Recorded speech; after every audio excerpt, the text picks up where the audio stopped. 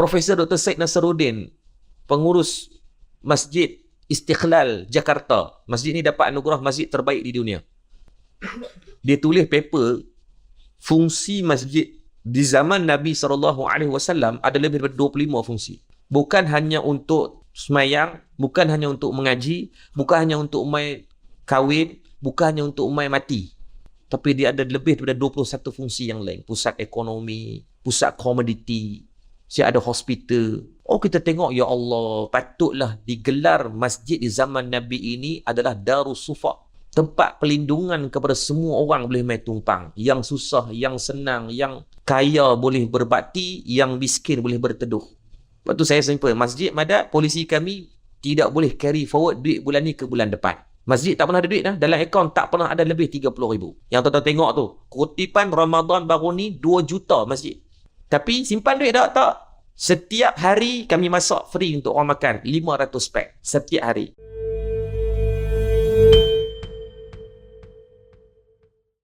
Assalamualaikum warahmatullahi taala wabarakatuh.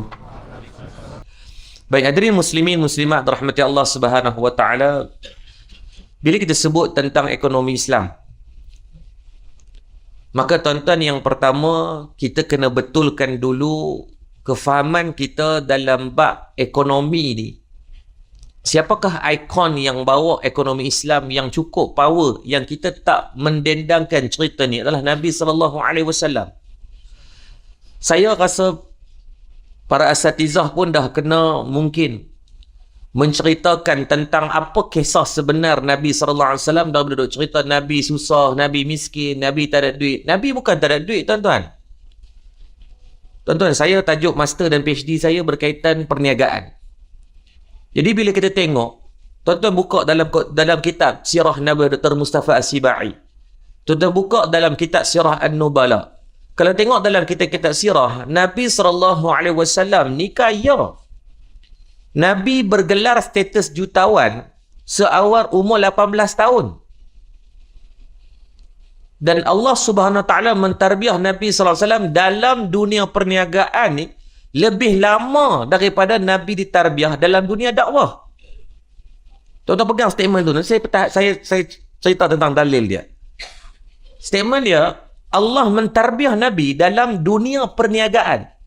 Dalam dunia membangkitkan ekonomi Islam ni lebih lama daripada Nabi ditarbiah dalam dunia dakwah secara official. Kita tengok dalam kronologi kehidupan Nabi SAW, semua sedia maklum. Nabi dilahirkan dalam keadaan ayahanda Nabi adalah pedagang. Fighter dalam dunia ekonomi dah. Cuma Nabi SAW tak sempat jumpa ayah Nabi, Abdullah ibn Abdul Muttalib ni tak sempat. Dan ketika Nabi dilahirkan, ibunda Siti Aminah tidak membesarkan Nabi, tetapi diberikan kepada ibu upah dulu. Siapa dia? Yang pertama adalah Ummu Aiman. Ummu Aiman dia tak menyusu, dia jaga Nabi ketika baby. Ketika bayi itu, Ummu Aiman ni jaga Nabi SAW. Tak menyusu. Yang menyusu yang pertama adalah Suwaibah Al-Islamiyah. Yang kedua barulah Halimatu Sa'diyah. Sampailah umur Nabi 5 tahun. Barulah Nabi sempat jumpa dengan Sayyidatina Siti Aminah radhiyallahu anha, yang ibunda Nabi. 6 tahun Allah Subhanahu Wa Taala mengambil ibunda Nabi dan Nabi menjadi bergelar status yatim piatu, dan Nabi duduk dengan Abdul Muttalib, tok wan Nabi. Sampai umur 8 tahun, tok wan pun meninggal, Nabi duduk dengan Abu Talib, yakni pak saudara Nabi. Nabi dilahirkan di rumah Abu Talib. Kembali Nabi ke rumah Abu Talib dan dijaga penuh oleh Abu Talib. Dan ketika itulah riwayat menceritakan Nabi mula terlibat dalam dunia pekerjaan dan dunia perniagaan. Nabi sebagai pengembala kambing pada umur 8 tahun. Sampai 12 tahun Nabi mengembala kambing. Nabi dah berada dalam dunia perniagaan pada umur 8 tahun. Jangan duk bayang 8 tahun macam anak-anak kita belemuih ni. Kata Ustaz, 8 tahun boleh ke jaga kambing? Boleh. Cuma kematangan Nabi SAW dan orang dulu-dulu 8 tahun mereka berbeza. Sayyidina Anas bin Malik ketika ikut Nabi dalam peristiwa hijrah, ketika tu umur Nabi 53 tahun. Anas bin Malik 8 tahun. Tapi kematangan Sayyidina Anas bin Malik ni, 8 tahun mereka itu dah macam mungkin 12 ke 13 tahun. Boleh khidmat kepada Nabi SAW dan mula menghafal hadis. Maka ketika mana 12 tahun Nabi mengembala kambing, mulalah Abu Talib mendedahkan Nabi dalam dunia, dia panggil B2C, business to customer.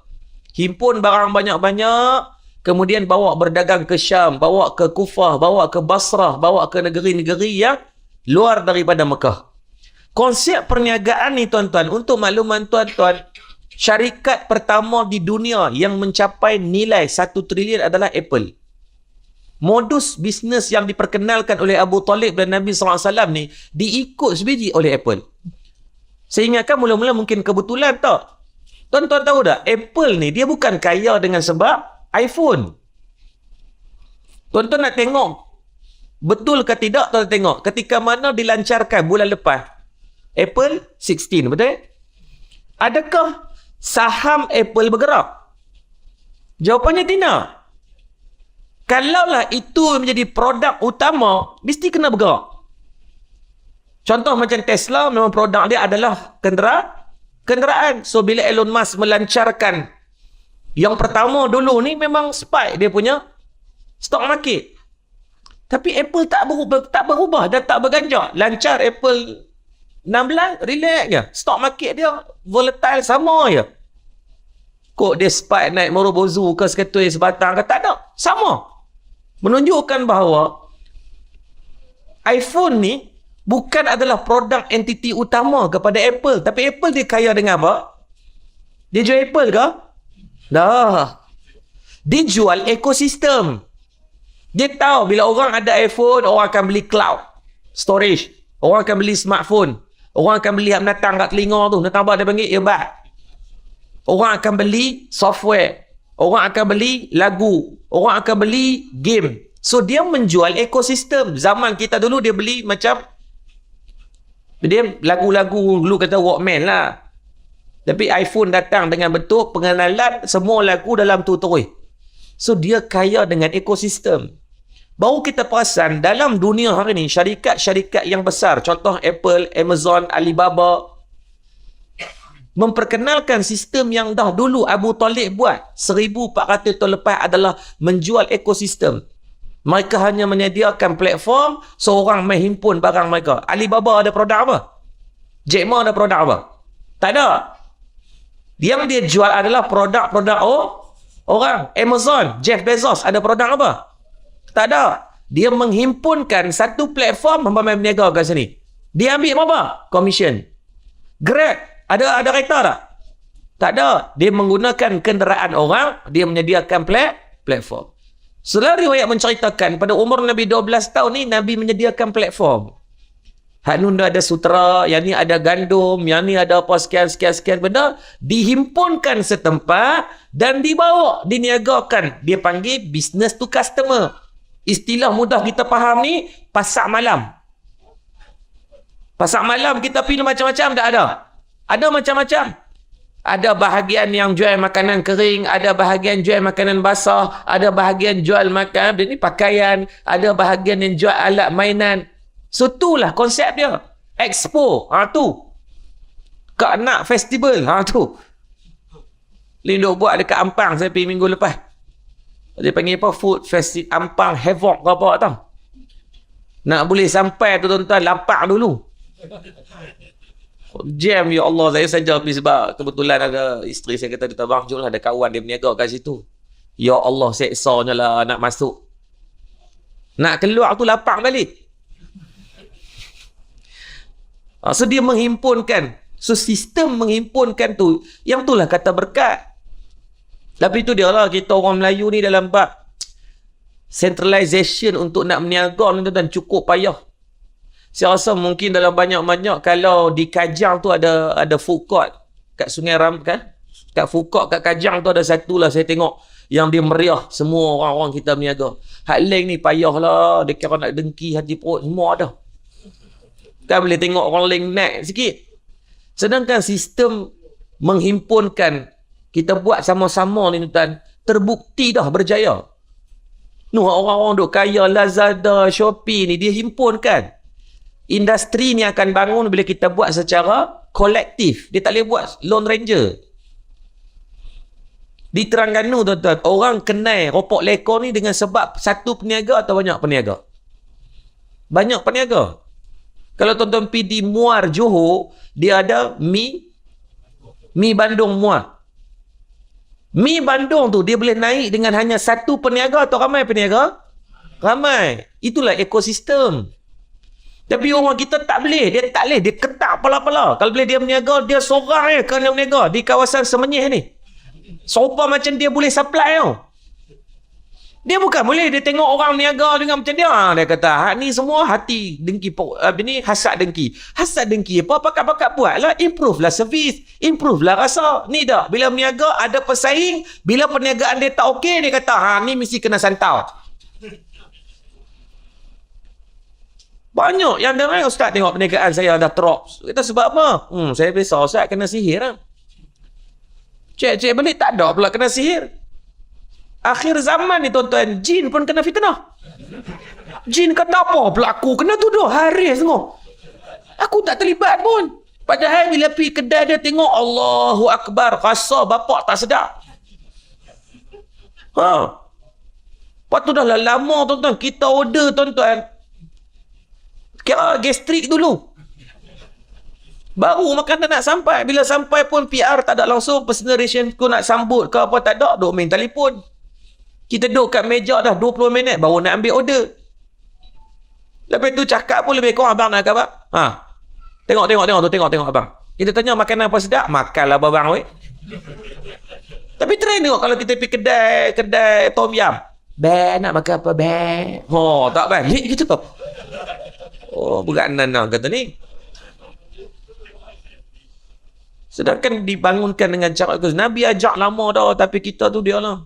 Dia tak boleh. Dia rasa kalau orang beli kat kawan tu, seolah rezeki dia akan hilang. Padahal Nabi didik kita membangunkan dengan cara ekosistem ni, terbukti berjaya. Orang muka Islam, orang Cina tu tengok. Kalau mereka buat food court ni, tokek pegang apa? Ayam. Hak tu sekali ada cakotiau, yang tu ada mi. Yang baik kita ambil lah kebaikan. Mereka boleh hidup elok ya. Awak yang kita jadi payah sangat. Sebab Nabi sebut watahasud hatta yakuna al-bakhyu.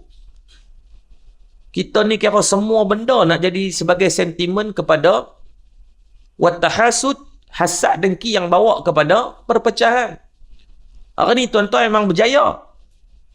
Orang memecah belahkan kita ni dengan pelbagai sudut. Dia panggil dasar pecah dan perintah. Kalau kita belajar dalam buku sejarah, divide and conquer. 1.9 bilion umat Islam seluruh Malaysia bersamaan 23.1%.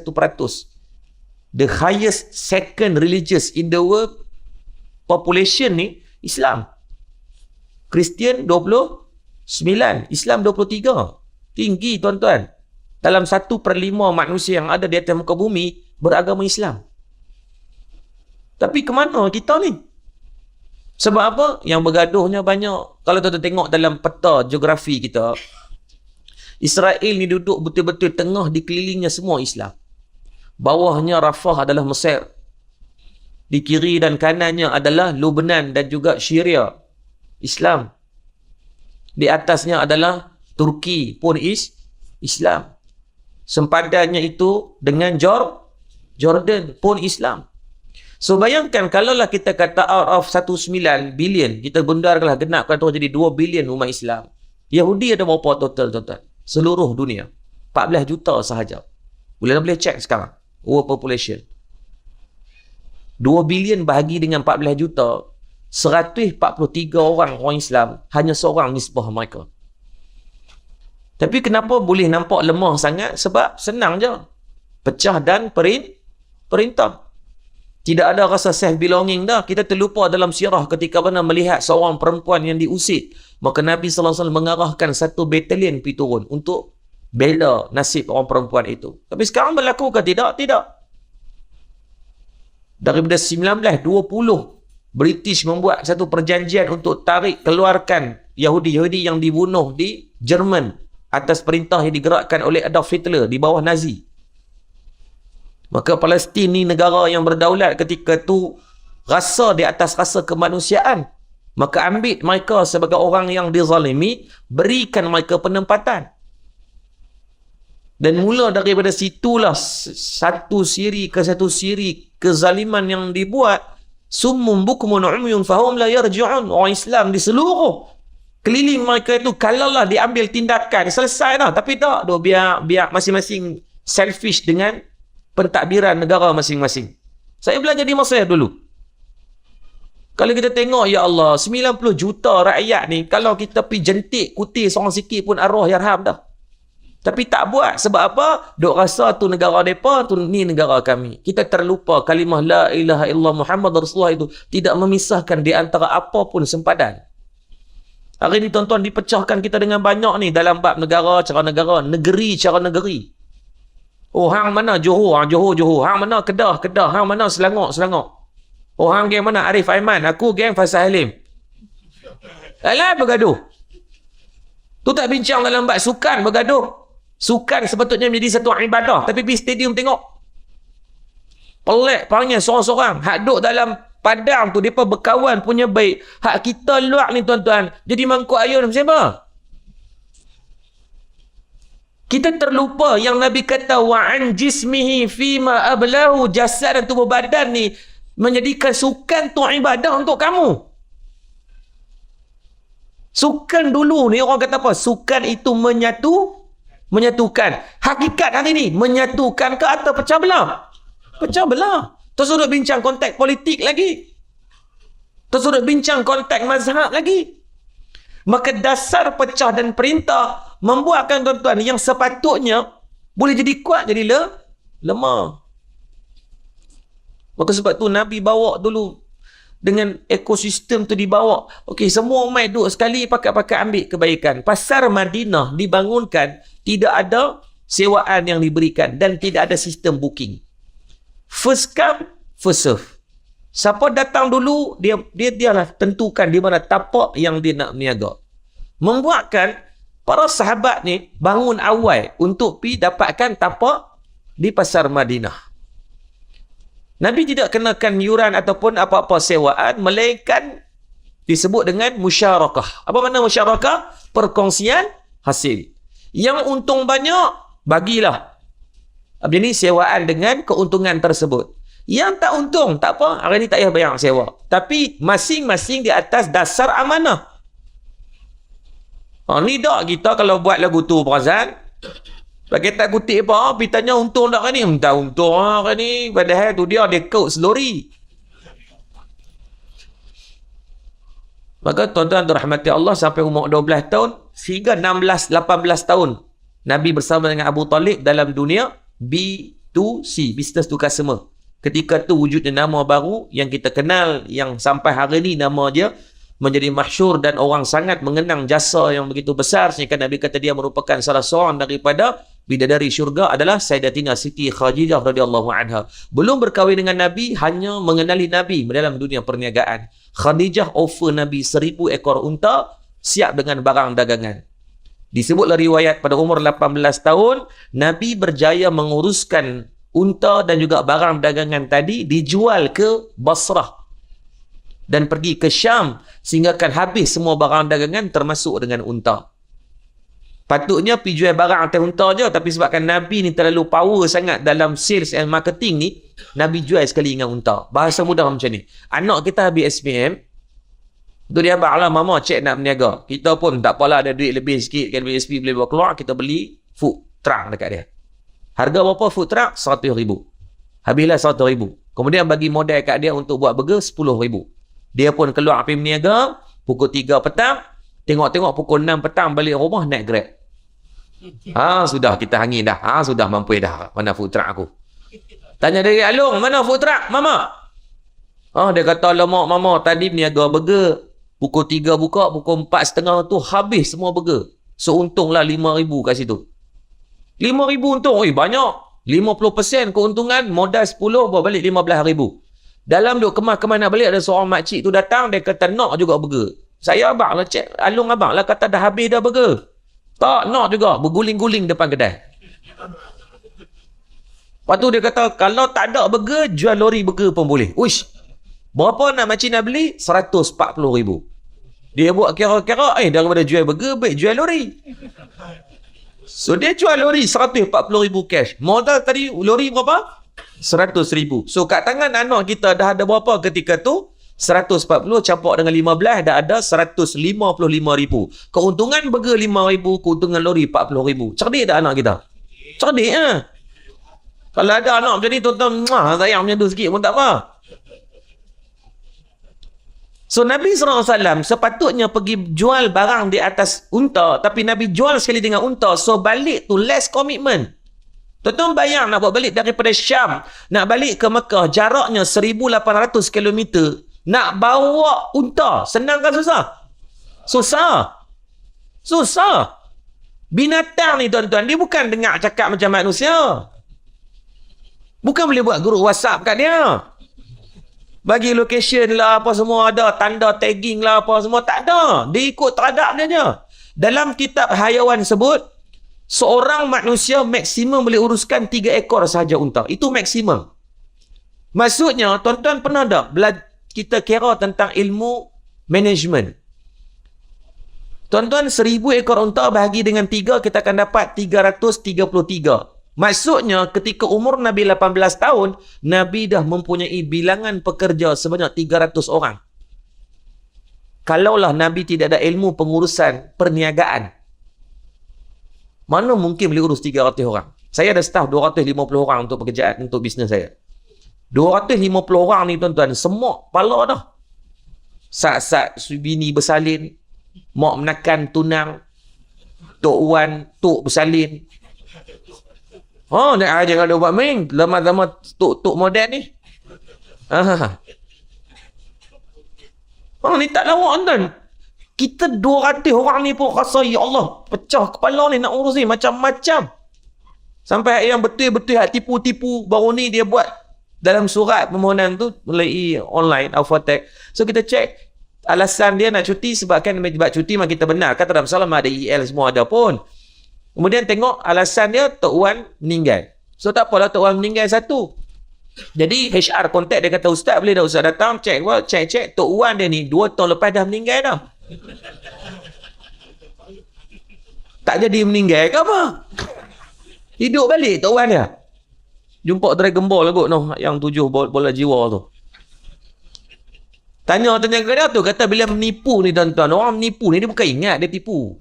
Sebab benda tu tak ada dalam memori hidup dia. Dia mengada-adakan. Bila cik-cik balik kantor lah tipu. Kata berapa kali tu orang nak meninggal ni. Tahun 2 tahun lepas meninggal dah. Tertunjuk kat dia ni dalam sistem tu ada. Kantor So macam-macam akal orang ada. So bayangkan kalaulah Nabi seorang yang berumur 18 tahun. Kalau tidak ada ilmu pengurusan, maka tuan-tuan, mana boleh Nabi nak urus perniagaan? Sama nak urus masjid, nak urus surau, nak urus rumah tangga pun perlukan kepada ilmu pengurusan. Hari ni, pagi tadi saya program dekat LPPSA dengan Bank Islam. Cerita tentang bab ekonomi dan juga dalam bab pinjaman yang bawa kepada insolvensi, kepada bankruptcy. Statistik kita takut tak dah hari ni? Untuk dalam tempoh tahun, kuarter yang pertama tahun ni saja, sehari 13 orang yang didaftarkan bankrupt. Sehari. Sebulan dah berapa ratus orang ni. Setahun dah berapa ribu orang ni. Maksudnya setiap 2 jam satu pendaftaran keahlian orang yang bankrupt. Majoritinya sebab yang pertama kad kredit, yang kedua adalah sebab pinjaman loan kenderaan, hire purchase. Tuan anak muda ingat, tuan suruh kira lah geng Honda ke, geng apa ke, jangan buat loan hanya disebabkan kamu nak memiliki kenderaan yang kamu akan spend banyak duit kat lifestyle lagi. Duk pergi konvoi lah, duk pergi apa semua, dan duit habis kat situ je nanti. Hati-hati. So Nabi tu umur 18 tahun dah 1,000 ekor boleh Nabi niagakan. Jom kita tengok berapa nilai perniagaan Nabi pada umur 18 tahun. Agar kita faham dulu ni ikon kita. Agar kita tak mau salah kiblat, duk pandang, oh saya nak Robert Kiyosaki, saya nak pandang Elon Musk, saya nak jadikan ikon saya sebagai Jack Ma. Tak ya. Ni, Nabi SAW dah jadi ikon kita seumur 18 tahun dah jadi jutawan. Awak hang tak tengok. Sebab majoriti ustaz-ustaz duk cerita pasal Nabi miskin. Dia tak cerita pasal Nabi ni kaya, membuatkan ramai daripada orang Islam mempunyai mentaliti yang nak miskin juga. Menyalah takrifkan, oh kata kami ni nak zuhud, zuhud jadi kena susah. Siapa ajar zuhud tu kena susah? Siapa ajar? Zuhud ni tidak meletakkan dunia dalam hati. So Nabi ketika mana pergi ke Syam, 1000 ekor unta dengan barang dagangan. Baik, Nabi bukan jual unta objektif, jual barang di atas unta. Let's say lah kita kata satu unta bawa barang dagangan itu nilainya RM10,000. So kali dengan 1000 bersama dengan 10 juta. Dan Nabi bukan hanya jual barang di atas unta, Nabi jual dengan unta-unta sekali. So balik tu total profit. Satu unta seekor berapa? 2013 kami pernah buat korban unta di Mesir, ketika tu harga RM10,000 untuk unta dewasa. Kat Malaysia 30 ke 25,000. Saya dah tanya dah. Untuk korban baru ni, oh tak boleh buat. So let's say lah kita kata harga yang paling rendah kita katalah RM10,000 boleh? Agak senang tu kita kira. 10,000 kali dengan 1,000 sama dengan 10 juta. So 10 juta nilai barang dagangan, 10 juta dengan nilai unta bersamaan 20 juta. So sale Nabi ketika tu, ni before profit lah, sale revenue totalnya adalah 20 juta ringgit perniagaan pada umur 18 tahun. Baik, trading ni biasa keuntungan, let's say lah kita ambil angka yang pertengahan, di antaranya 20% keuntungan. So berapa keuntungan Nabi ketika tu? Dah mencecah nilainya adalah 4 juta ringgit. Khadijah hanya sleeping partner. Khadijah tak jumpa dengan Nabi, hanya bagi modal, Nabi pergi berniaga. Sebab Khadijah ni kaya sangat. Khuwailid ni adalah bapa Khadijah yang paling kaya di Mekah. So Khadijah mewarisi harta tersebut, dan memang orang yang pandai berniaga menjadi wanita terkaya di Mekah ketika tu. So dia tak kisah pun dekat 10-20 juta modal. Kalau burn lah. Tapi Nabi berniaga betul. So berapa keuntungan kalau biasanya agreement untuk musyarakah yang melibatkan sleeping partner, let's say kita kata 50-50. So 4 juta keuntungan, 2 juta kepada Khadijah, 2 juta kepada Nabi SAW. So Nabi dah bergelar jutawan pada umur 18 tahun. Kalaulah Nabi hidup zaman kita, umur 18 tahun dah boleh ada net profit, margin 2 juta pada umur 18 tahun. Yang sah Nabi lah yang paling layak mendapat anugerah top yang CEO.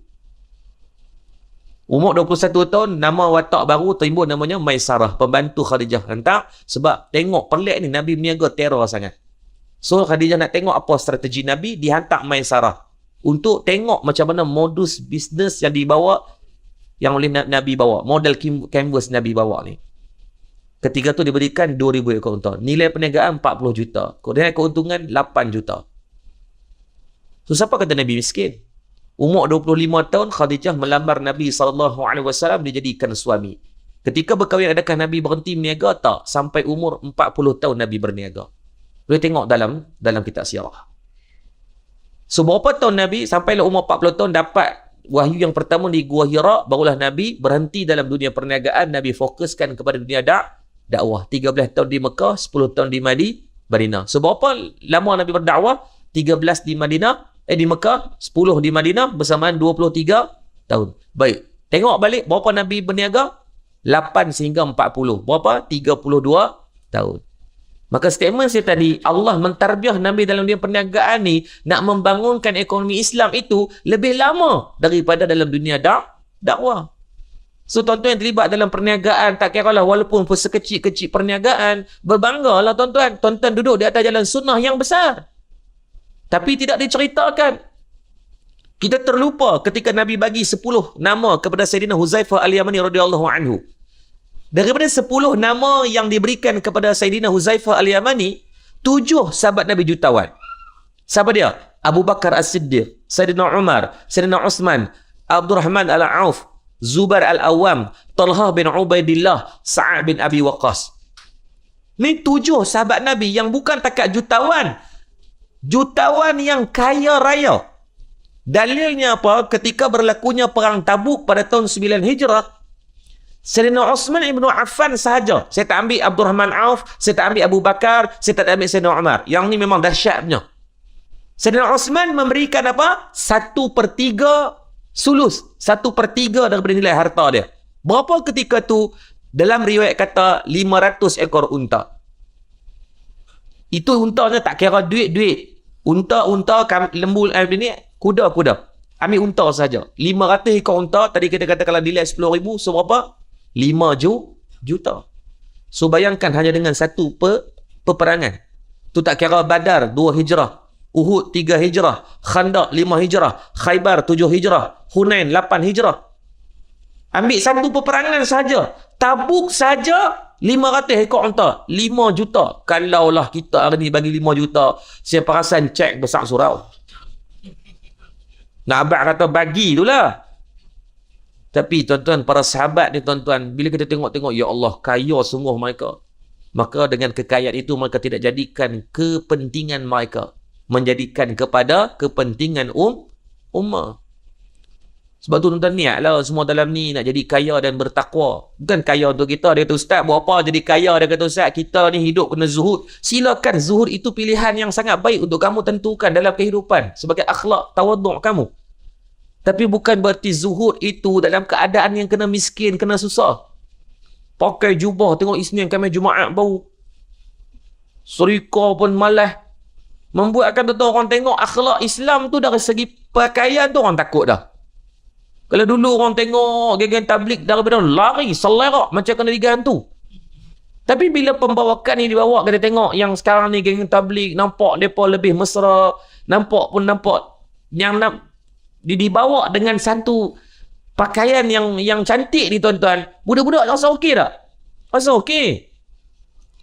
Malah orang seronok, budak-budak rasa seronok bila dia main ni, bila dia sembang, bila dia buat video sekali, bila dia boleh cakap. Kalau dulu kita, bila Nabi tak nak belah ni. Jadi takut dulu. Bukan kata tabligh, tak kisahlah mana-mana, ustaz-ustaz ke, sama je. Sebab tu Imam Al-Ghazali sebut apa? Dalam kitab dia, makruh kepada orang Islam yang bagi nampak Islam tu nampak lekeh ataupun cerai. Tahu cerai? Nampak cak ayam. Nampak tak elok. Kan? Oh, dia kata, Ustaz, kami buat surah, kami buat biasa-biasa. Tak, buat bagi cantik. Biar orang, kalau orang bukan Islam masuk, tengok, oh, ni satu tempat yang elok. Saya buat masjid Madak, saya abang dah berdawai. Duit tak ada pun, saya nak buat bagi elok. Biar orang main. Tengok kata masjid, minggu lepas daripada Korea. Datang. Setiap bulan daripada Korea datang sekarang. Dia pun jadikan tu sebagai main, dia tengok, kita bagi pula dia pakai elok-elok. Janganlah bagi pakai hudu-hudu. Ni kalau pergi masjid-masjid yang orang luar negara main, duk bagi pakai tudung macam flower tu. Orang pakai nampak dis. Kawan ambil gambar pun nampak macam penguin dah. Tak elok. Bagilah pakai banyaklah tudung Liana Rahman lah, yang banyak yang sekarang ni yang okey-okey kan. Belilah masjid kedekut tidur masim siapa. Itu kan dakwah. Saya pakai, bila di Masjid Madak ni, kita pakaikan mereka siap, kita pakaikan betul. Ada orang tukang pakai. Macam mereka artis tu. Bila pakai bagi elok, tuan-tuan, pakai jubah yang hijab yang elok, apa semua, mereka ambil gambar. Kemudian dia kata, mereka rasa seronok. Saya yang Jepun datang baru ni, dia kata sampai sekarang dia pakai tudung. Walaupun dia tak masuk Islam lagi, sampai sekarang dia pakai tudung. Dia ambil kita. Bagi kita hadiah tudung tu kat dia. Tudung tu harga berapa? RM10, RM20 ya, tudung syah cak ayam tu. Tapi ajak dia cara pakai bagi elok. Janganlah bagi nampak dogoi. Janganlah bagi nampak. Kadang-kadang, ya Allah, kain tu tak basuh 2 bulan dah. Pelancong tu nak pakai pun rasa macam bakteria pada zaman Fir'aun untuk lekat. Tuan-tuan, kita rasa macam tak ada apa. Pada orang yang nak belajar tentang Islam, semua benda ni jadi elemen penting kepada pembawakan Islam. Kenapa nak bagi nampak masjid nampak lekeh? Kenapa nak bagi nampak institusi Islam ni seolah-olah macam third class punya tempat? Cuba masuk beli ayam tanah-tanah kita. Agak-agak tuan-tuan, kalau tuan-tuan orang bukan Islam masuk tandas Masjid Surau, boleh jadi teladan tak? Kalau surau tuan-tuan okey, saya ucap tahniah. Kalau tak okey, semua kena jawab depan Allah. Ni bukan tok siap saja kena jaga, bukan jawatan kuasa, bukan tok imam. Hak karya. Hak karya. Masuk bila ayak, tengok selipar dua-dua belah kanan, dua-dua belah kiri. Lepas tu ada AJK jadi nak kena stalat dia suka kerak selipar. Saya cukup geram. Kenapa suka kerak selipar? Sebab takut hilang. Baik, saya nak tanya tuan-tuan, lepas kerak hilang lagi tak? Hilang tak? Hilang juga. So maksudnya, betul kerak siapa? Dah tahu tak berjaya pun taktik tu. Bukan taktik tuan-tuan. Saya pergi luar negara pun sama Suka jenis PC kerak selipar. Kau tak fikir solusi. Saya fikir apa macam mana nak buat. Saya tulis satu tesis. Satu kan bila master PhD kita kena keluarkan jurnal kan. Saya tulis jurnal berkaitan macam mana nak selesaikan masalah selipar dalam tandas. Bukan susah tuan. Kami tuan-tuan pergi di Madat kita pasang sensor dekat pintu bilik air. Tuan tak lawak tuan. Bunyi satu masjid dengar. Orang tak boleh selipar tu tak jadi buat keluar. Selipar yang baru sampai kemarin baru sampai kita duduk test kemarin, harga 270 selipar. Tapi tuan-tuan, dah kita try untuk sebulan ni, tak ada selipar yang hilang. Macam mana nak hilang tuan kalau bunyi satu masjid punya bising? Dia pun tak ada niat. Tuan-tuan, siapa yang niat malam ni main nak curi selipar, cuba angkat tangan. Memang sahaja aku datang ni nak curi selipar surah An-Nur. Ada? Tak ada. Yang duk hilang ni tuan-tuan semua sebab unconscious mind, minda secara sedar. Dia selum kasut masuk bilik air, dia keluar dengan loop dengan kasut-kasut tu bawa balik rumah. Sampai rumah baru tengok, alamak ni selipar yang surau punya. Tapi dah hujan apa semua, dia kata tak apalah, esok hantar. Pakai lah tak hantar. So itu dia punya sebab. So kita selesailah masalah. Tuan-tuan pergi pasar raya kan dia ada sensor. Kalau mungkin barang tu tak bayar, keluar dia akan bunyi. Tuan-tuan nak ambil, nak keluar lagi tak? Tak keluar, jadi tuan-tuan letak balik. Benda yang sama lah. Sensor tu bukan mahal pun, tak sampai pun 10,000. Tapi selesai tak masalah? Selesai lah. Duit masjid Surahat tu kegunaan dia untuk digunakan pada benda yang betul. Kalau kita buat itu agak-agak, tuan-tuan yang derma nak marah? Tak marah. Sebab kita tahu, tidak dua selipar cak ayam yang RM5, yang confirm licin. Tak ada safety features. Tuan-tuan baca dah laporan KKM, 40% jatuh orang dalam bilik air ni. Setiap orang ada potensi setahun sekali kena jatuh. Sama ada jatuh teruk ataupun mungkin geleceh biasa-biasa. Tapi kalau kita pakai kasut yang mahal sikit, yang ada safety feature, selamat tak orang? Lebih selamat dengan izin Allah. Tu suruh takut, hilang dah lah, tak suruh kerak dah. Siapa kerak dah ni, kita start dia. Betul. Hari ni orang duk nampak pembawakan Islam mesti kena zuhud yang difahamkan mereka, kena susah. Tak. Makna zuhud ni, ulama' dah takrif lama. Jangan letak dunia dalam hati. 3 hari lepas saya terlibat dalam majlis convocation. Tuan-tuan, Tan Sri Said Azman, Westar punya aviation punya company, dapat anugerah ijazah kehormat. Tuan-tuan bayang duk sembang-sembang waktu duk makan tu. Universiti Syam, Universiti Sultan Abdul Halim Muazzaz Syah ni nak buat masjid. Nilai berapa? 15 juta masjid. Jadi pihak Indonesia ada berapa? Baru 2 juta. Tan Sri tanya, berapa lagi baki? Dia berkata lagi 13 banyak. Dia kata tak apalah, hak 13 tu saya wakaf. Tuan-tuan tengok bila orang yang ada pemilikan harta. Dia baru siap masjid dalam UPNM, Universiti Pertahanan. Saya graduation UPNM dulu. Saya rasa dekat 10 juta dia bagi. Ni dia lihat 13 juta bagi macam tu. Kita RM13 nak derma dalam tabung pun ketak pala-pala ni. Dia ada RM10 main masjid. Nak derma tapi tak ada aling dah. Debo lah RM10. Jumpa tu imam bagi RM5. Saya ikhlas 5 ya. Tak apalah, tak salah lah. Kita bagi itu bagus. Tapi bayangkan kalau tuan-tuan memiliki banyak lagi. Banyak tak kita boleh bagi manfaat? Lebih banyak lah insya-Allah. Macam tu 13 juta macam dengan dia abang macam tu dia kata tak apa, untuk baki masjid tu terus buat 13 juta lagi daripada Westar akan keluarkan duit zakat dan duit wakaf dia untuk nak ambil kebaikan. La haula wala quwwata illa billah. Seronok indahnya kalau orang ni ada pemilikan kewangan yang banyak dan betul. Banyak dan betul tu satu stigma yang kita kena faham. Banyak tak betul jam. Tak betul, tak ada lagi jam. Banyak dan betul ni perlu datangkan daripada sumber yang halal, dimanfaatkan pada orang yang semua boleh dapat kebaikan. Sebab tu Nabi SAW menjadikan satu ikon. Sahabat-sahabat Nabi ni tunjuk kat kita akhlak yang baik ni. Untuk apa? Untuk saya dan tuan-tuan ada that kind of spirit untuk bangunkan Islam dalam perjuangan kita dalam bab ekonomi juga. Tuan-tuan baca tak laporan Tan Sri Tok Wahid yang bentang baru ni, bulan 3, kuarter yang pertama.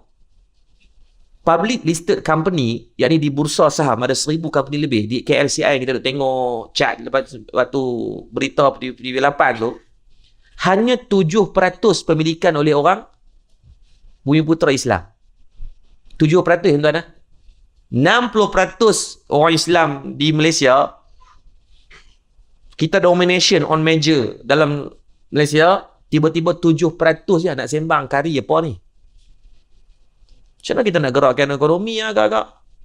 Macam mana kita nak ubah mungkin satu benda yang perubahan yang besar kalaulah fundamental ini pun kita dah kalah. Bukan nak merendah-rendahkan, saya tulis paper tu, kita dah fikir apa solusi yang kita boleh buat. Baru ni saya pergi di Pulse Grande Hotel. Pulse Grand ni dulu Shangri-La di Putrajaya. So baru saya tahu tu adalah hotel di bawah Perbadanan Putrajaya. So dia orang minta balik hak, so Shangri-La lepaskan hak, so sekarang di bawah Perbadanan Putrajaya dia uruskan. Saya tanya apa benda pertama yang dia orang buat. Dia bawa buat tolong video review, alhamdulillah lah dekat 5 juta view. Oh seronok ni apa. 2 bulan ni penuh dah. Dia kata, Ustaz, benda pertama yang kami ambil alih hotel ni adalah kami non-free alcohol masjid. Ni hotel 5 star, free alcohol. Saya kata ada impact apa-apa? Dia kata ada, Ustaz. Saya kata dulu bila buat ada alkohol, berapa persen orang bukan Islam singgah? Dia kata less than 5%. So yang apa tu, ketak perlu duk jaga. Mereka buat apa? Declare je lah kata non-alkohol. Tapi mereka nak main boleh tak? Boleh. Kita tak menghalang. Cuma kita respect lah kami punya religious. 1948 sebut dah dalam Persekutuan Perlembagaan Tanah Melayu, Islam sebagai agama persekutuan. Yang jelas arak ni tidak dibenarkan. Hampa nak minum, minumlah kat luar. Main masuk hotel, ikutlah terma kami. Respect lah kami. Saya kata, dia tanya, kena, okey, lepas buat macam ni, dari segi sale turun ke tak? Tak turun, meningkat malahnya. Buatlah terus, tak salah takut. Kenapa boleh buat perubahan ni? Satunya, bila memiliki power. Ini macam mana kita nak ada power kalau 7% sekarang pemilikan di Bumiputera Islam dalam listed company. Ini listed company ni company-company yang besar lah. Banyak lah saya kira dalam ni banyak je ada bisnes-bisnes yang kecil. Saya pun mungkin bisnes yang kecil. Tapi kita nak usaha nak bangunkan agar kita ada that kind of spirit of fighter ni. Sonok tuan-tuan bila kita bagi Islam tu nampak gah. Orang tengok pun rasa seronok. Saya ambil mudah lah tuan-tuan. Kalau van jenazah orang Islam, biasanya macam mana? Tuan-tuan pernah tengok, maaf sebut Nirvana, pernah tengok tak? Dia orang ni tuan-tuan, package nak mati betul lah. Piramli buat cerita, hidup susah, mati pun susah. Nak mati ni dia ada package. Kalau hak endo di bahagian atas, ada harga lain. Hak rumah kondo depan, kubur depan, murah sikit. Dia orang siap ada harga rate nak mati tu. Kalau kita kharat kematian mungkin RM1,000-2,000. Mereka tak ada RM1,000-2,000 Pak Long. Dia orang tak ada. Sebelum mati tu mereka ada tabungan khas. Mereka akan buat sebab apa? Nak beli tapak untuk kubur. Sebab tu mereka punya kenderaan pakai Alphard, Velfire. Sebab bayaran dia tu memang sangat-sangatlah tinggi. Bukan saya nak suruh kita berlumba-lumba dalam bab kenderaan tu, nak abang kata. Tapi kalau kita tengok van jenazah orang Islam, kita, ya Allah, van jenazah tu macam jenazah. Sebab kami ada hang cangkul. Kalau tuan Madat, kita ada 2 ambulans dan 2 van jenazah. Ditubuhkan atas nama hang cangkul lah. Alhamdulillah kita urus dekat 3,000 jenazah lebih lah. Percuma, tak ada bayaran. Dulu, waktu kita tak ada, waktu tu duit Madat bukanlah satu benda yang besar. Kami pun baru 6 tahun. Jadi van jenazah tu saya sewa yang minta Ustaz Allah Khairi punya, Ustaz Allah Khairi. Dia orang bagi dia Ustaz pakailah van biasa. Kemudian lagi satu van lama lah kami pakai. Jadi waktu tu tuan-tuan, jujur ni bukan melawak. Memang dulu selalu kena usik. Maksudnya saat-saat lagi dia ketuk tingkap, saat-saat pernah depa tengok cermin belakang, tengok dia duduk. Dia lengah saya rasa kot noh. Kita tak ada baring elok ni, bukan lawak ni, betul. Tapi tuan-tuan 2020 kita tukar pakai kenderaan Kia Carnival yang baru. 200,000 beli. Beli 2 biji. Tuan-tuan, lepas daripada tukar kenderaan pakai Kia Carnival yang baru, dia tak usik dah. Saya rasa dia selesa. Lawak-lawak tak ni betul? Dia tak komplain lah tu. Dan bila orang tengok pun, orang nampak, ui, sampai ada orang buat pre-order. Hak yang tak meninggal ni abang, Ustaz, kalau saya meninggal saya nak naik tu, Ustaz. Ni tak lawak, betul. Tuan-tuan kalau nak pergi test drive pun boleh.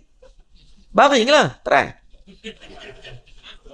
Tuan-tuan tahu dalam tempoh 2021 kami beli, so sekarang 2024 dah 3 tahun, mileage dah nak hampir, dah 200,000 lebih mileage.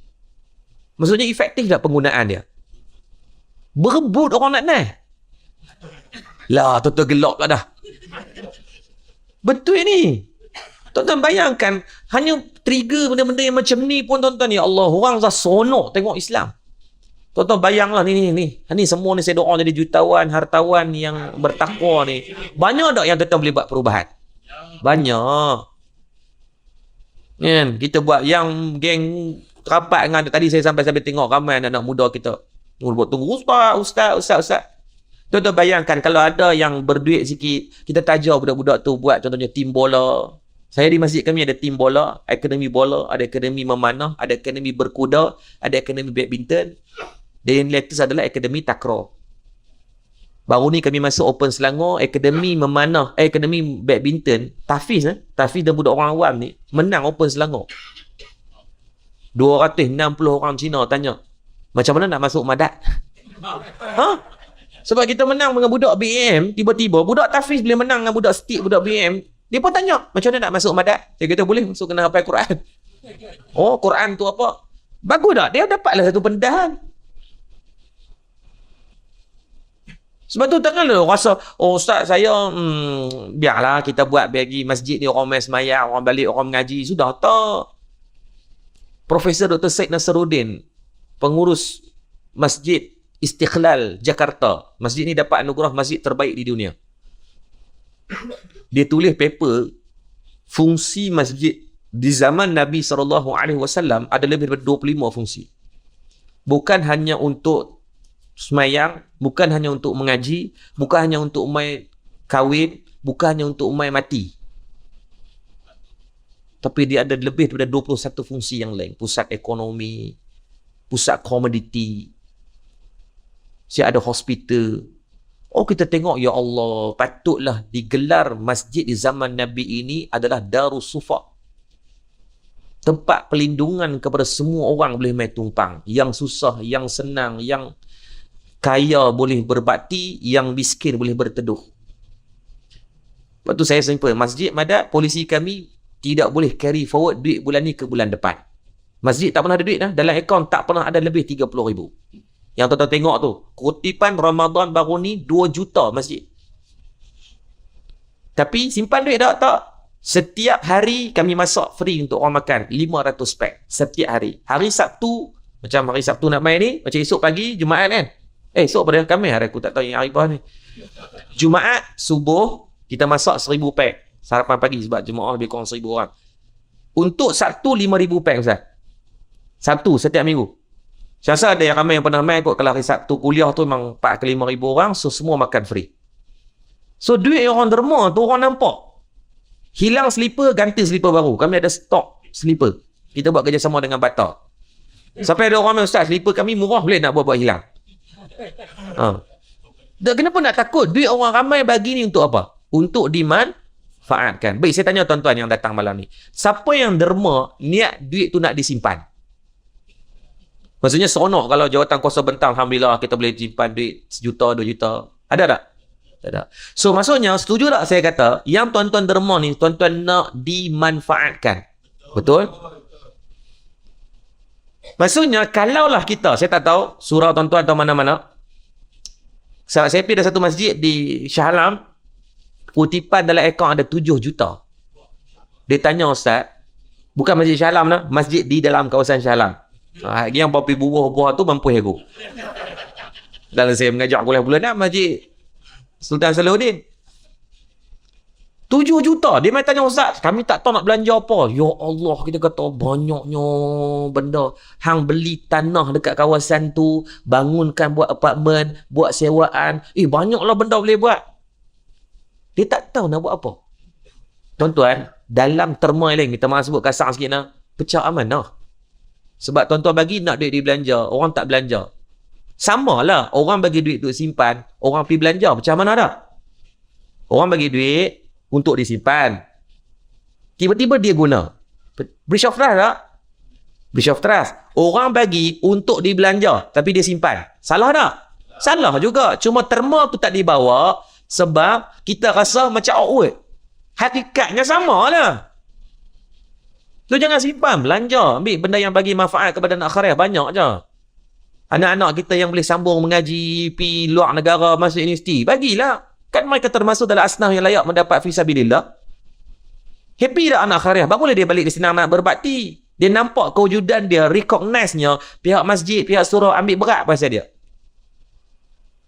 Yang duduk di kawasan kita, buat polisi. Siapa yang nak yang susah, main di sini kita bagi polisi, cashless, tak ada duit, tapi kita bagi. Contohnya beras. At least boleh dia secure dalam keadaan untuk dia selesai je hari tu. Banyak tuan-tuan masjid-masjid yang menyimpan duit. Banyak yang dia akan pedar duit tu macam kan. Kalau yang pandai simpan duit tuan-tuan, saya nasihat satu. Kamu tak sepatutnya berada di masjid ataupun surau. Jawatan kuasa tu kena ada di PUNB, Pemodelan Nasional Berhad. Sebab Pemodelan Nasional Berhad memang tugas dia menjaga capital ni. Lagi banyak capital dia jaga, dia invest di tempat yang betul, lagi banyak dividen dia boleh bagi. Baik, saya tanya masjid tuan-tuan ni ada dividen, surau ada dividen ke? Tak, maka duit tu kena usah dibelanjakan. Buat program anak-anak muda. Minggu depan buat program, contohnya tournament PUBG. Saya tanya anak-anak muda, ramai dah masuk? Mobile Legends, ramai dah nak masuk? Masuk. Pak budak pun main. Betul. Saya buat hari tu tournament PUBG, 4,000 orang coy. Gila, budak-budak ni kadang-kadang kita nak brain otak kita ni. Budak umur 6 tahun Ustaz. 6 tahun bawa telefon ni. Kita kata main mana? Dia kata main kat rumah. 6 tahun. Tapi kita buatlah rule, kita letak syarat, janganlah main di kawasan surau, dalam kawasan solat. Ni tepi ni. Biarlah dia pemain. Daripada dia main dekat luar, kita nak kawal dia. Saya letak syarat, waktu semayang, solat berjemaah. Penuh masjid hari tu. Kita letakkan syarat, bila 4,000 orang, kita tak mampu buat dalam masa sehari sebab terlalu ramai. Satu tim 5 orang dapat 800 tim. Mana boleh buat 800 tim? Dalam tu boleh buat 16 tim saja. So dipecahkan kepada sebulan. Kita buat syarat. Permainan dimulakan pada jam 9 malam. Sebab kita tahu banyak terlepas waktu maghrib. So mereka betulkan time base untuk main game tu setiap orang pukul 9. Dan jadi habit lah. So kan dia bermain kumpulan. Semua start online pukul 9. Automatik semua mula pukul 9. So terselamat dah maghrib dia. Dah terselamat. You tak boleh ubah dia orang. Maka kita pegang dengan falsafah, when we cannot beat them, we try to join them. Bukan suruh jadi macam mereka. Usahalah tengok bahasa yang kita boleh connect the dot tadi. Kita tak syarat yang kedua, sebelum mula permainan, baca surah Al-Mulk 30 ayat je. Walaupun mula-mula baca macam jebong, muka marah. Marah. Tapi tuan-tuan sebulan duk jalan, dia jadi seronok. Sampai dia tak pernah pegang Quran dah. Dia baca sendiri ya. Walaupun dia tak hafal, tapi kelaziman lidah tu dah biasa dengan Tabarakalladzi biyadihil mulku wa ala kulli syai'in qadir. Dia boleh baca. Walaupun tak fasih sangat, tapi setiap hari dia ulang. Kan dia dapat kebaikan. Tu kita letak syarat sebelum 10.30 berhenti. Sebab esok nak kena pergi sekolah. Walaupun mula-mula ada yang kecoh balik, dia sambung main kat rumah. Tapi takkanlah tak ada yang betul-betul boleh berubah. Bulan tu buat pula tandingan sepak Liga Imam Tok Imam, buat pula Liga penalti, sepak penalti. Ramai tu penalti 600 orang daftar. Sewa 8 pelanggul. 600 orang mampu jenuh sepak. Tapi 600 tu seronok lah. Yang seronok pakcik-pakcik ni pun masuk. Yang kategori tua kita kena pakai kain plekat. Jadi orang rasa okey, yang orang duduk derma ni bukan hanya duduk program dalam masjid. Apa-apa program yang bersifat manfaatnya sampai kecuali wakaf yang khusus. Orang main wakaf, nak wakaf kapet, nak wakaf, tu tak apa. Asingkan. Tapi sumbangan yang umum mana-mana bagi kebaikan buat. Ada duit lebih contohnya. Tuan-tuan beli kemah. Kemah baru tuan-tuan harga mungkin 2,500 sekali dengan total semua. Kalau pergi di kilang, tetapi saya bagi kalau tuan-tuan nak saya bagi nama kilang ni di Meru, di Ipoh ni, Haji Khairul tu memang dia buat harga murah lah. Dia bagi ke saya 1,800 je. So, kita buat 20-30 biji kemah, kita umum. Siapa yang duduk dekat Madat, yang main nak pinjam kemah Madat, bayar RM50 je. RM50 tu sekadar kos upah ya, nak pasang nak buka. Sebab saya perlukan sustainability lah. Tak boleh lah kita pergi pasang free, semua free. Tak ada komitmen kat dia, dia buat lebih kurang kan. So apa berlaku adalah anak-anak muda yang nak kahwin tuan, automatik dia ubah habit. Oh, dia kata Madat ada kemah free So dia mula main semayang. Sebab dia pun tak ada lah huduh sangat perangai. Dia tahu dia nak dapat kemah free, dah save dah perkahwinan dia RM3-4,000. So dia main. Hari pertama main semayang, dia tanya, tu imam mana? Tu imam tu. Oh, okey. Esok dia main pula, dia main salam. Dia salam tu, bunyi macam tu. Kita tahu dah, mesti ada ni. Conflict of interest. Tapi jangan tu, tanya, tak apa, layan je. Dia main tu besar rahmat dah. Dia berkawan dengan kita, apa semua sebulan dah rapat, baru dia tanya, Ustaz, bulan depan, bulan 11, 28 bulan, Ustaz ada apa? Tak ada gue sini ya. Ustaz, dia nak jemput Ustaz, saya akan nikah pada sekian-sekian tarikh, lepas tu nak buat kenduri 28 hari bulan. Oh, boleh, insyaAllah, hari Sabtu saya ada. Lepas tu dia kata, Ustaz, Madat ada kemah Ustaz. Tak apa. Dia main tu pun, kebaikan tak untuk kita? Kebaikan. Tak bang, ada okey tak apa? 28, lock tu tarikh, kita hantar 10 biji kemah. Bayar berapa? 500 ya, sebab beda untuk upah budak-budak pasang dan buka. Yang best tuan-tuan, walaupun selepas kahwin, dia main lagi masjid. Sebab habit sebulan yang dibina tadi tu, walaupun mungkin pada peringkat awalnya dibuat-buat, tapi tuan-tuan percayalah, kenapa disebut masjid ni adalah pusat komuniti? Ketika Nabi hijrah sampai Quba, Nabi buat masjid. Masuk Madinah pun Nabi buat masjid. Kenapa? Bukan kebetulan. Sebab dia menjadi jantung kelembutan dan kesatuan umat. Tuan-tuan perasan tak ni? Yang duduk sebelah tuan-tuan ni parti beza-beza ni. Perasan tak? Kalau masing-masing atas ni dia kena pancak bendera, ni macam-macam ni. Tapi ada tak kita kisah? Tapi kalau kat luar kisah. Tapi tengok Allah tarbiyah kita dalam masjid boleh satu semua.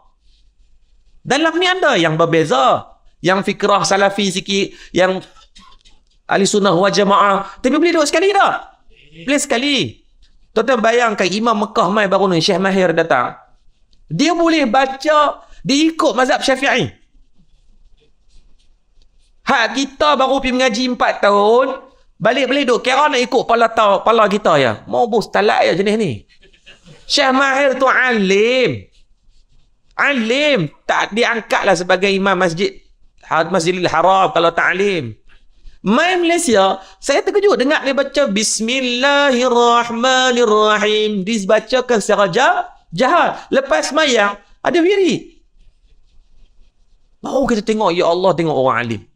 Murninya mereka dalam menyantuni, meraihkan perbezaan. Tapi tengok hak dua-dua ni bergaduh lebih pada apa? Bergaduh sebab apa? Oh, baca Yasin malam Jumaat bid'ah. La ilaha illallah. Kan baca Bible. Baca Yasin. Okeylah, dia kata kalau hang kata baca Yasin malam, sebab memanglah dari segi dalil malam Jumaat baca surah Kahfi disebut dalam hadis yang khusus. Baca Yasin tak ada dalil yang khusus dalam malam Jumaat. Okey, tak apa, kalau lah hang nak marah dalam bab tu, kita ubah. Surau kita lepas ni, habaq baca Quran malam Jumaat.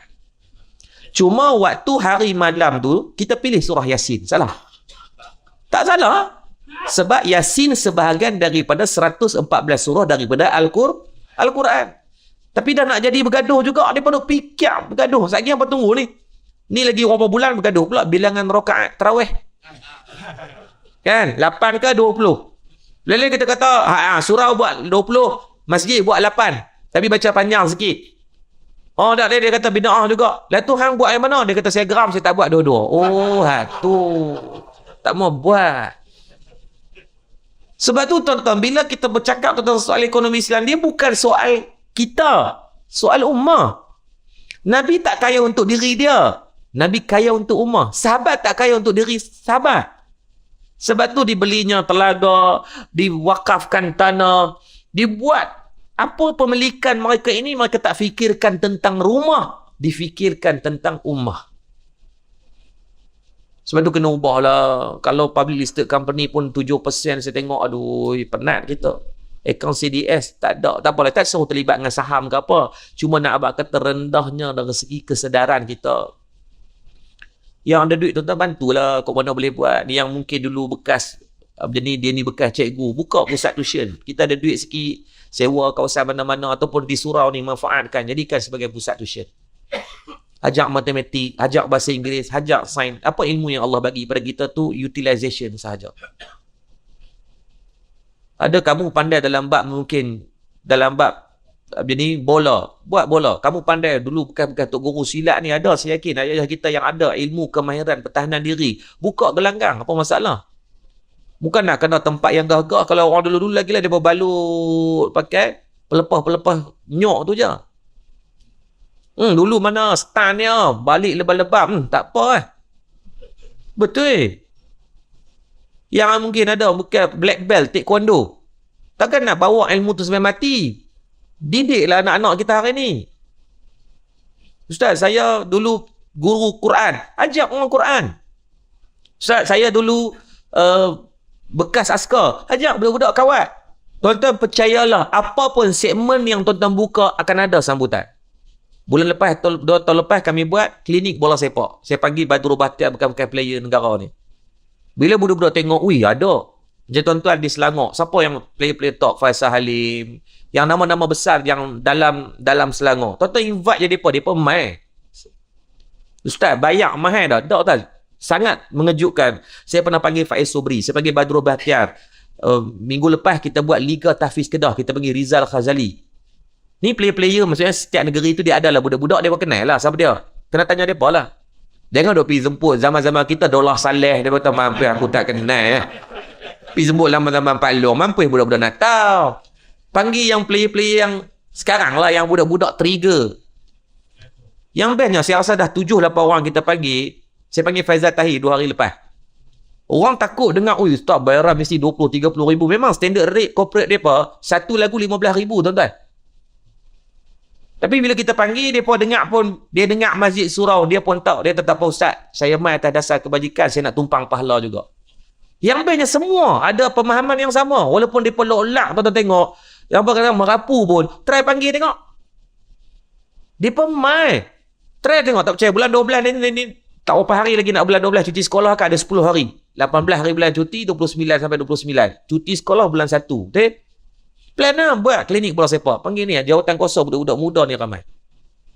Buatlah peruntukan sikit. Nama klinik bola. Tapi waktu bola ajaklah sejam 2 jam. Lepas tu ajak semak solat. Kalau tuan-tuan jenamakan dengan semak solat, yang datang ada tak? Ada budak-budak yang bagus. Anak tu imam, anak tu Bilal. Tu memang hak jenis bagus macam lah. Jadi prospek yang budak-budak tak pernah main masjid surah akan main tak? Tak main. Cuba orang buat program yang mereka nak. Basikal lajak. Kan? Tuan-tuan, dia pemain. Baru kita faham. Baru ni kita buat pertandingan Beyblade kat masjid. Tahu Beyblade? 10 kuali pecah. Betul budak-budak ni main sungguh. Tapi kita letak syarat apa? Kena semayang berjemaah lah. Kuali tu berapa sangat. Beli kat keling botol ya. Janganlah ambil kuali yang baru. Kuali yang hitam legam nak buang tu. Hak tu bagi kat mereka. Mereka bukan kira. Asal boleh tarik, dia boleh musing dalam datang tu kira on dah. Betul tuan-tuan. Baru saya faham. Sebenarnya ada benda yang kita tak faham bahasa mereka. Saya pun generasi pertengahan lah. Di antara mungkin tua sangat pun tak, muda sangat pun tak. Anak saya 6 orang dah. Cuma kena menghormati, tanya. Okey, yang remaja apa nak apa? Dia tu, Ustaz, kami nak main kuda. Saya beli kuda 30 ekor. Saya memang minat kuda, ada 30 ekor. Ni minggu depan Sultan Bizan Cup. Jadi budak-budak ni saya letak syarat. Boleh main sembahyang subuh. Siapa yang lengkap sebulan tak skip, boleh main kuda free. Dia bina lah attitude tu sebab dia nak main free. Sebab dia tahu kalau dia nak kena bayar mahal. Untuk budak-budak, dia pun tak mau main kuda. Dia pun nak apa? Dekat masjid tu boleh buka aircon selalu. Baru saya tahu. Okey, tak apa. On. Maka kita buat. Okey, mamai kita bagi baju. Geng budak masjid. Daftar sebagai geng budak masjid. Dia pun main, tuan-tuan. Tak kira tuan main subuh di Madat. Macam esok pagi, insyaAllah dalam 200 ke 300 kanak-kanak. Kanak-kanak. Cuma biasalah bila budak-budak ramai, dia akan ada satu masalah yang lain, mereka suka bising. Maka kita fikir macam mana nak selesaikan masalah bising, maka kita masukkan mereka mengikut pendapat Imam Ibn Hajar, memasukkan anak-anak dalam saf ketika solat. Boleh. Mazhab Syafi'i dah. Jangan asingkan mereka ni dah. Kita asingkan budak-budak kena saf belakang. Tuan-tuan, confirm dia pemain. Sebab budak-budak ni memang akal dia hanya permainan saja. Dia main tu semua main. Semayang dia kat takbir, dia main Allahu Akbar. Kuat pada tu imam. Lepas tu lagi dia main lawan tolak kawan dia, lawan pijak kaki. Sampai tahiyat akhir dia akan main. Tahiyat akhir, permainan terakhir dia buat apa? Dia lenyek pergi kawan sebelah. Betul tak? Hak sebelah ni pun lenyek kawan lain. Hak ni lenyek. Mursalsal hadis sampai hujung. Sanad. Tapi try masukkan mereka lagi apa? Main isyarat tadi ke? Esok. Mai pakai mesin bawa anak, masukkan mereka dalam saf, rasa tanggungjawab. Tuan-tuan, dia nak main. Tapi dia tengok sebelah 120 kilo. Heavyweight champion. Bani dia tolak agak-agak. Balik dia lawan pijak kaki. Dia tengok kaki seh 12. Tak boleh makan. Jadi dia ketika tu baru kita faham Imam Ibn Hajar kata mendidik mereka untuk solat. Duduk selatkan mereka di antara saf, maka dia akan terdidik. Tapi kalau tuan-tuan asingkan, mereka akan main. Tuan-tuan susah hati lah, Ustaz. Budak-budak bila main masjid dia bising. Tuan-tuan tak perlu susah hati bila kanak-kanak bising. Kerana itu fitrah. Yang patut kita susah hati adalah yang tua-tua bising. Pompang-pompang duk sembang, bak politik, bak nu, tak habis-habis. Sampai dalam masjid dia bawa. Tuan-tuan tak perlu susah hati tu Ustaz. Budak-budak suka berlari sebab fitrah dia suka berlari. Kalau dia diam tu kita risau. Ni adalah ni. Dia bagi pecah pasu ke. Dia buat menyorok selipar tu imam ke. Tu ya. Kalau budak-budak mesnya tu kita susah hati ya. Susah hati sebab bertentang dengan fitrah. Kalau dia berlari itu kencana. Normal. Betul. Saya tak susah hati kalau saya tengok budak-budak ada dalam masjid dia berlari. Saya okey. Tapi saya susah hati bila dia buat senyap. Buat apa ni Ustaz? Sorry Ustaz. Tadi cabut pintu tu Ustaz. Tak apalah. Betul. Yang patut tuan-tuan sehati bila orang dah makin tua berlari tak main masjid. Tu. Duk bincang pasal budak-budak yang dia memang fitrah dia macam tu. Kenapa? Bawa lah, tak apa. Cuma kita carilah penyelesaian, tanggungjawab mak ayah bila bawa anak-anak macam ni kan, ambil bawa anak-anak duduk dengan kita. Jadi dia tak main lah, dia ketak kepala nak main, kawan dia buat masa syarat. Nak main tapi dah main pak duk pegang. Pak 3 line. Pak dia tak cakap banyak. Dah. Senyap kawan tu. Tak tuan, try tengok. Bawa. Anak saya 6 orang. Semua latu-latu. Tahu? Semua lelaki anak dia. 10, 8, 6, 4, 2, 1. So, kalau bawa tu macam. Jadi, kita faham anak mana yang kita boleh bawa dulu, anak mana yang tak boleh. Ya, memang disebut dalam hadis Nabi. Dia berkata, jauhkan masjid dengan orang gila, orang yang haid ataupun nifas atau yang menanggung yang tidak suci. Dan yang ketiga adalah kanak-kanak. Para ulama membahaskan apa makna kanak-kanak yang disebut oleh Nabi SAW. Sedangkan dalam riwayat yang lain, Sayyidina Hasan dan Sayyidina Husain pernah masuk dalam masjid. Nabi angkat mereka naik atas mimbar.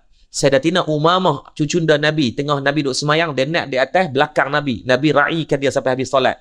Maka seolah bercanggah. Maka ulama bahas tengok.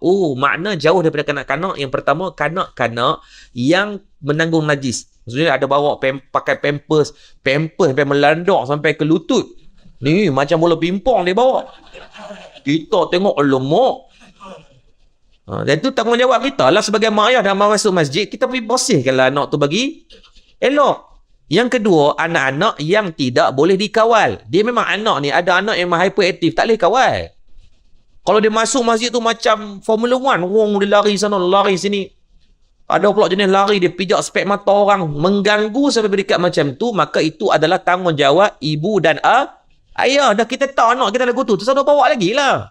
Tapi kalau main macam malam ni, ada gangguan tak tuan rasa anak-anak yang main? Tak ada. So, okey lah. Tak apa, dia main sikit, sorok sikit, tak apa. Kita reda, sabar di atas mereka hari ni. InsyaAllah mereka kekal jemaah kita. Ni kita pergi marah, dia pergi sound dia. Dia tak main dah. Dia rasa macam tidak ada recognition untuk tempat dia di sini. Budak-budak berlari buat macam Naruto, tangan kat belakang. Tu tuan-tuan bayang. Kita dah usaha hati dah sebab spender pun tak pakai. Mau kalau tangan dia tu lekat dekat kain pelekat kita, hoi.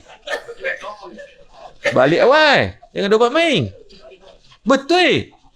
Dia dulu dekat masjid kami ada seorang budak ni memang dia nakal sikit, dia hyperaktif. Dia boleh kontrol kadang-kadang tapi kadang-kadang tak boleh kontrol. Tapi tak adalah kita marah, kita cuma maklum kat ayah dia boleh dah waktu semayang pegang dia sat. Sebab pernah bila orang semayang, dia akan dia jenis budak hyper ni dia lain sikit. Bila orang semayang, ada orang pakcik tu semayang. Bila dia sujud rokok apa semua ni, kain pelekat ni sangkut tengah-tengah punggung tu. Jubok sedap sikit. Payah duk lapik tu. Jadi budak ni baguslah. Bila dia tengok tersangkut, dia pergi tarik. Bila ayah tengok, ayah dia garang. Ayah dia tak cakap banyak. Ayah dia tengok macam tu. Dia ni pula, dia pergi tolak balik orang masuk. Budak-budak. Kan saya kata tadi, kalau bila tengok ayah ni, dia rasa macam, aduh, tak kena ni. So, kena reverse balik. Melompatlah paluang tu. Jadi, tanggungjawab kita bila bawa anak itulah. Nak didik, tapi jangan ganggu orang lain. Jangan sampai menghilangkan izzah masjid disebabkan keberadaan mereka. Lepas tu saya kalau ke masjid, saya sediakan memang ada guard, 2 orang ni, dia akan sembahyang lambat. Dia akan pastikan semua budak-budak dah masuk. Biasanya rakaat terakhir baru dia akan solat. Sebab nak jaga keharmonian dan juga izzah masjid tu. Sebab keberadaan mereka tak salah kalau kita boleh kontrol lah. Tuan-tuan datanglah sehingga biasa subuh ramailah subuh 200 300 orang kanak-kanak lah. Kenapa saya fokus kepada kanak-kanak untuk masjid kami? Dan sebab bila main budak-budak, automatik mak ayah kena main juga. Budak-budak tak boleh main sendiri. Bila dia ada habit nak main masjid, dia akan bangunkan mak ayah. Even saya sendiri tu terang lah. Kenapa kempen geng semua macam Jumaat diasaskan? Sebab saya dengan Alif Sator objektif sama. Kami sendiri nak pergi masjid. So bila anak-anak pukul 5.30 dah bangun, takkanlah kita sebagai mak ayah huduh sangat tak bangun. Simple je tu je. Jadi tuan-tuan, kita duk bantu nak bangunkan ekonomi Islam, nak bagi institusi agama ni nampak elok ni, objektif kita untuk kita. Kita nak memperbaiki umat dengan bahasa yang sama, memperbaiki diri kita yang kurang ni. Saya yakin kita banyak kekurangan. Saya banyak salah juga. Jadi tuan-tuan, insya-Allah saya doakanlah mudah-mudahan surau tuan-tuan ni mendapat kebaikan yang berpanjangan. Nah, sebanyak mana jemaah yang main malam ni, usahalah untuk main pada malam-malam yang lain. Nah, janganlah kita datang sebabkan crowd, sebab ustaz tu main, sebab ni main, sebab kawan tu dia tak. Kita datang sebab kita. Pujuklah tuan, bawa isteri, bawa anak-anak. Lama kelamaan dia jadi me time yang best. Sebenarnya pergi masjid dengan keluarga ni tuan jadi me time. Saya rasa seronok sebab saya sibuk. So tuan bayang, hari ni kat KL, esok saya kena pergi, kalau ikut kena pergi imtiaz di Terengganu. Hari Jumaat ada di Mahat Tahfiz Profesional. Pagi tanyalah ustaz.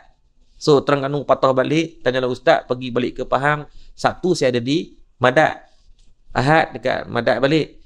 Lepas tu Isnin ada dekat Luar dah. Selasa dekat Bank Negara.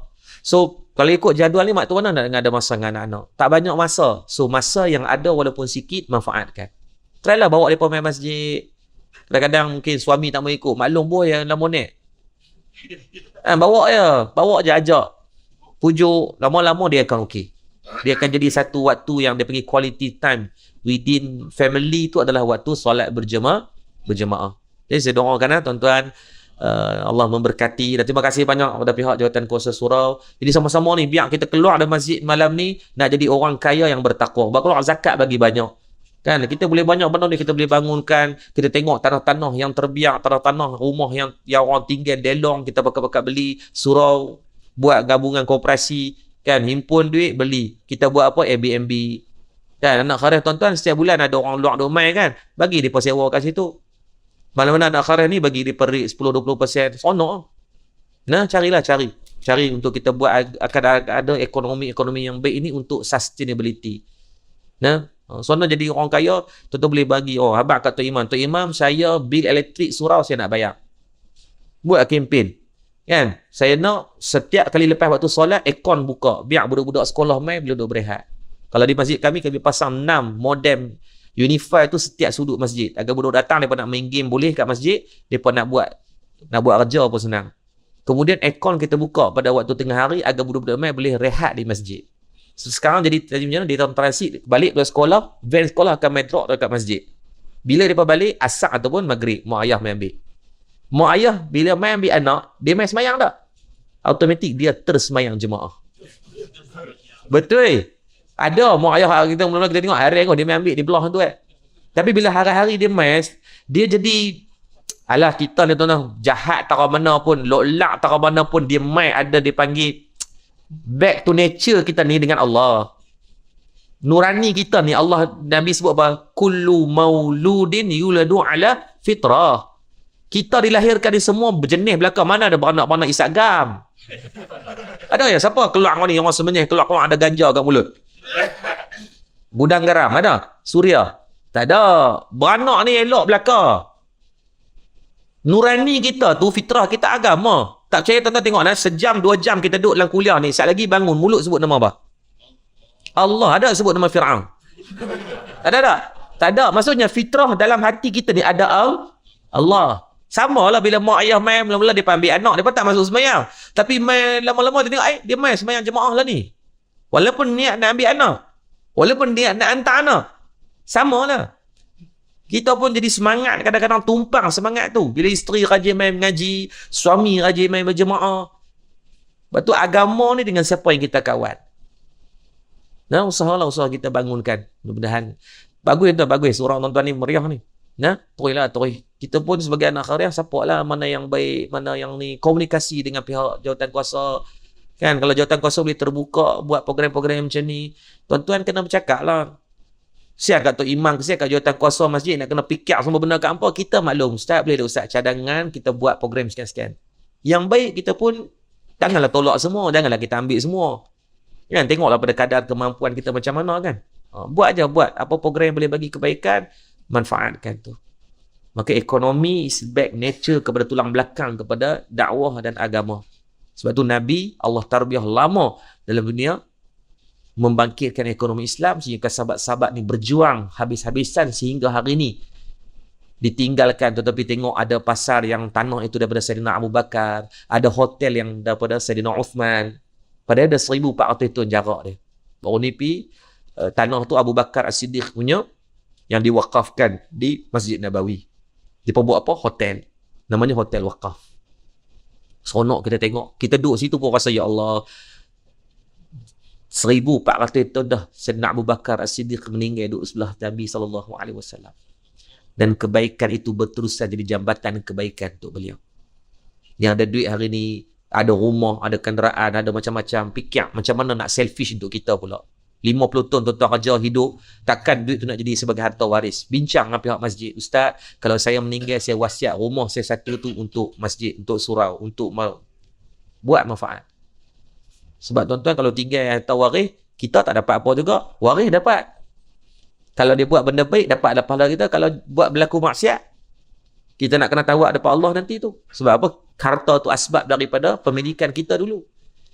Jadi, belajar-belajarlah, fikir untuk diri juga.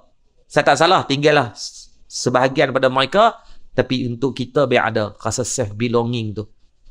Kenapa? Saya doa ni nanti ada yang tolong bayar bil elektrik surau, ada yang ada duit sikit bayar bil air. Bil air tak banyak sebab jarang orang mandi wajib kat surau. Bil air berapa Ustaz surau? Nah? 2-300 murah. Kami bil elektrik 40,000. Ustaz. Bil elektrik 40,000. Bil air 10,000. Bukan kata membazir. Tuan-tuan, hari Sabtu, besok ada hari Jumaat ada 4 biji pas. Kenderaan dalam 2,000 yang singgah masuk masjid. Hari Sabtu ni 28 biji pas. Kenderaan dalam 4 ke 5,000 biji. So munasabah lah dengan nilai ayat yang digunakan. Tapi seronok dah. Siapa yang menyumbang untuk masjid dapat manfaat banyak tak? Kalau sehari 5-6 ribu orang yang singgah.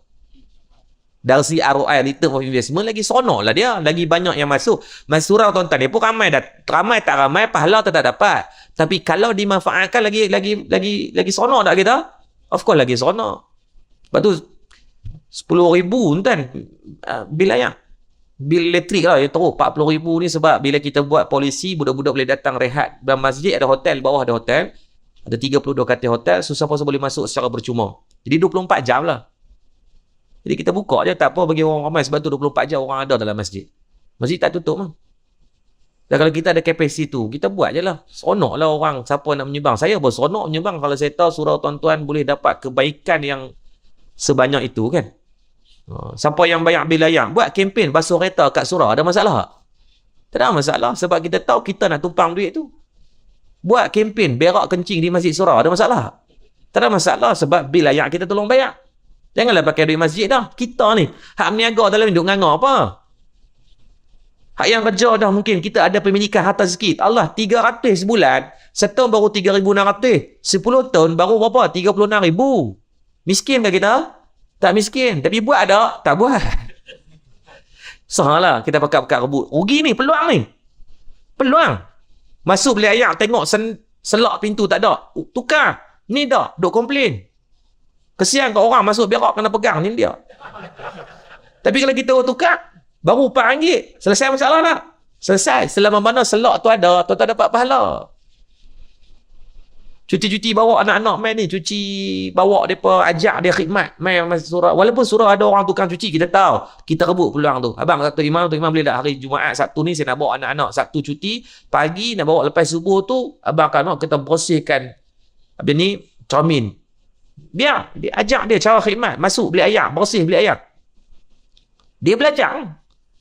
Oh, walaupun bapak aku kerja ni apa semua tapi kena main cuci, kena main. Itu khidmat sosial kita. Itu yang Nabi ajak kepada Sayyidina Hasan dan Sayyidina Husain. Walaupun cucu Nabi khalifah, presiden dalam negara, Nabi ajak buat khidmat kerja-kerja macam ni. Maka Allah akan menzahirkan khasa yang baik pada hati mereka. Mudah-mudahan insya-Allah. Ya, sama-sama kita doakanlah mudah-mudahan semua penduduk dan kharah di kawasan surau An-Nur sebaik pada namanya yang beli mempercerahan yang baik An-Nur itu kepada kita semua juga insya-Allah. Tahniah kepada pihak surau, mudah-mudahan Allah memberikan kebaikan pada jawatan kuasa yang terlibat, kepada peniaga-peniaga yang hadir, kepada muslim-muslimat yang datang dari luar kawasan. Yang pertama saya mohon maaf tadi agak lewat dan berhenti pun agak lewat juga. Saya minta maaf jugalah dah. Alang-alang dah kena tunggu, biar tunggu terus. Kan? Jadi sekarang itu dulu yang baik semua daripada Allah, kelemahan semua pada kedai ilmu yang bercakap. Mohon maaf kalau mungkin ada kekasaran bahasa atau tinggi suara. Mudah-mudahan bertemu dalam keadaan yang baik, berpisah juga dalam keadaan yang baik insya-Allah. Harap tak serik lah nak jemput lagi. Mudah-mudahan di lain masa yang kalau kita ada insya-Allah. Wabillahi taufik. Assalamualaikum warahmatullahi taala wabarakatuh.